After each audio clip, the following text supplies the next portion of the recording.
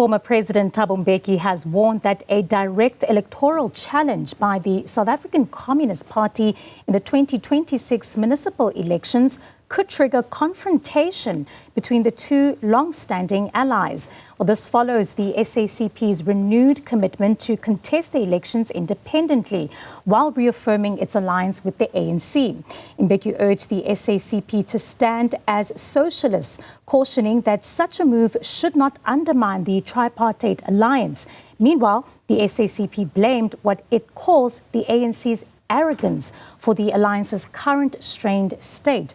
I'm joined now by political commentator and lecturer at the Central University of Technology, Leeto Nthoba. Leeto, thank you so much for your time. I think apart from whether the SACP has the boldness to fulfill this commitment that it's put forward, the most important question has to be, why has it taken them so long to move perhaps outside the shadow of the ANC? Thank you for having me, and good morning to your viewers. So we need to conceptualize this at the beginning of the democratic project for the ANC, right? The ANC in and of itself is the leader of the tripartite alliance. And the more they had to govern, the more they had to make centrist policy positions, right? And those that would be in conflict, one, with the SACP, which is an extreme left position, in accordance with what the ANC believed before 1994. And then also it had to make decisions that are contrary to the wishes of COSATU, for instance. And so the ANC has been making decisions that seem to the SACP to be counter to them being in alliance with each other. And this has always been a sore point with every presidency, with Thabo Mbeki himself, with Jacob Zuma, now with Cyril Ramaphosa. There's always been some kind of hitch. And the SACP has always fashioned themselves as the people who put forward the most left-leaning policies of the ANC. So every other policy of the ANC that is extremely left-leaning, so the free basic electricity for elders and indigent people, they claim the responsibility for that.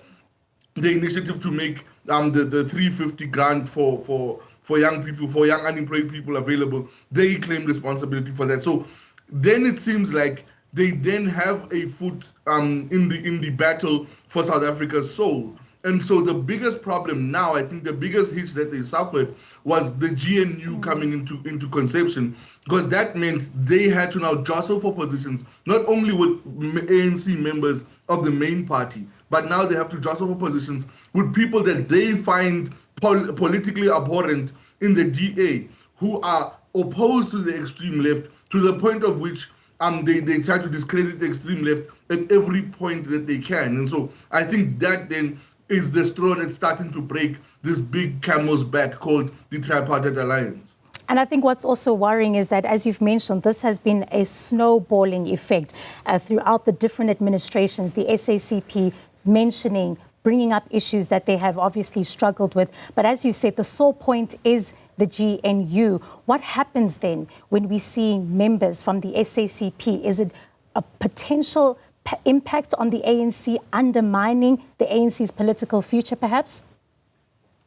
I don't even think it has to do with the undermining of the ANC's project, because that's always been the warning shot to them, right? Whenever they say we want to really contest the elections, they've been told, well, this will undermine the efforts of the ANC in total, right? Because we are such a united and strong force. If you then divide the vote, you are actually dividing our potential to rule effectively. And so that was always what brought them to heel as the SACP.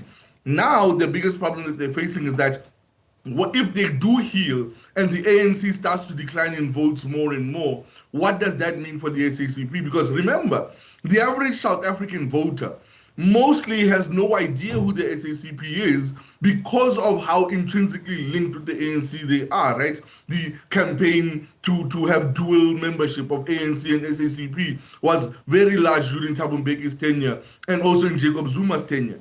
And so the biggest problem now is that the SACP favors itself as the brain trust for the ANC's most left-leaning ideas, those ideas which appeal to the poor and also those who are downtrodden. And so if they assume if they bring those ideas to the masses will gravitate to those ideas and show that the ANC in and of itself has some kind of mind that considers those who are ill-considered by society. And I think that's the gambit that they're trying to make, even though it seems like they're not convincing the greater ANC or even the greater alliance when they're saying these things. And I think, you bring up a very strong point and a strong statement that has some truth to it, that the public, some don't actually know who the SACP is.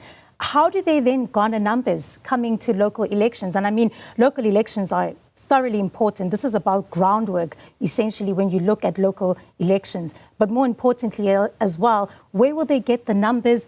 Do they intend on governing, or is this really just a show-off, perhaps maybe to the ANC?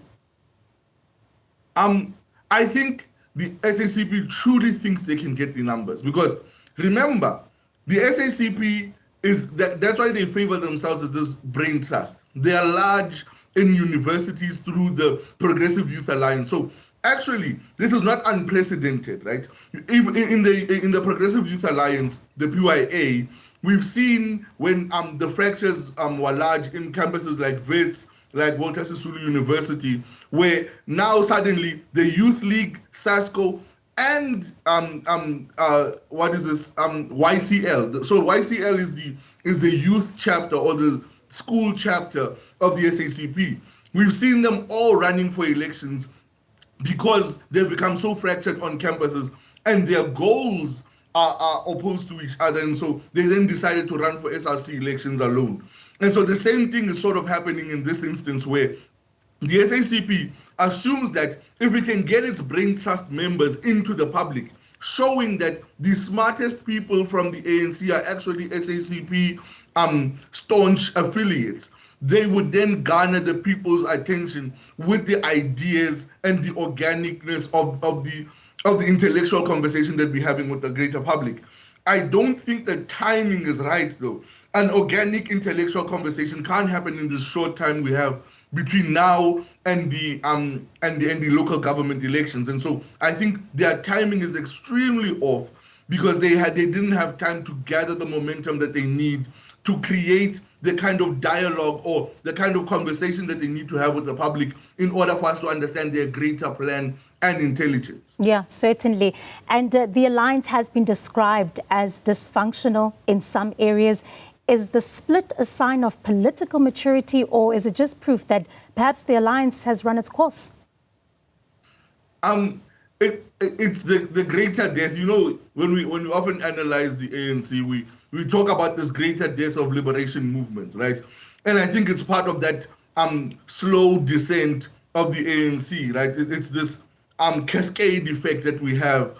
So in nature, when an ecosystem dies, we assume that the ecosystem sort of dies in one go, right? But an ecosystem dies in a cascade. First, one failure, then the next failure, then the next failure, and then it reaches a critical mass where we can't stop the bleeding and the ecosystem dies out, right? And the biggest organisms of the ecosystem will be the ones who die out last. So what we're seeing now is the ecosystem that the ANC had created in and of itself, whether internally or externally, is starting to fail and is reaching that critical mass where the ANC themselves can't stop the bleed. And I think this is just part of it, where you are starting to see the fracture. Because even COSATU in and of itself, right, none of us really know what COSATU does anymore, even for its members, right? That's why you are starting to see, you started to see the rise of other unions, which was unheard of in South Africa, the likes of AMCU and all of those.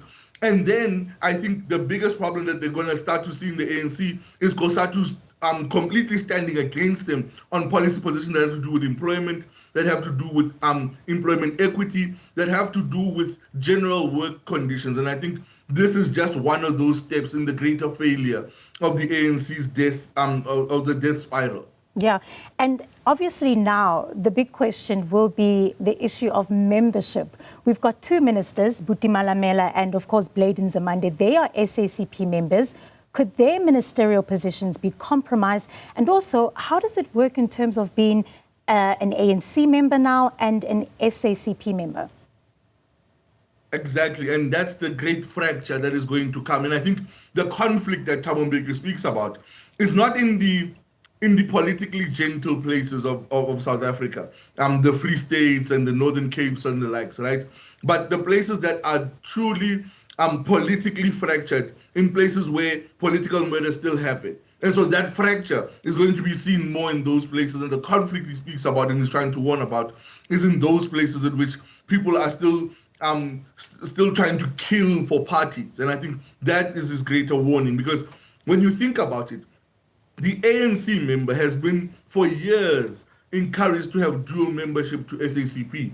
And so now you don't actually, inside the ANC, you're not asking the same question you're asking of the greater population. In the ANC, you are asking, which is the greater brain trust? Which is the ANC that is going to grow us? The ANC with the SACP at the helm, or the ANC in its current configuration? And are you willing to just like sink with the boat, right? And that's the question, because in the ANC, they've been struggling with this idea of renewal. What does renewal look like? And so is this the extreme renewal that they need?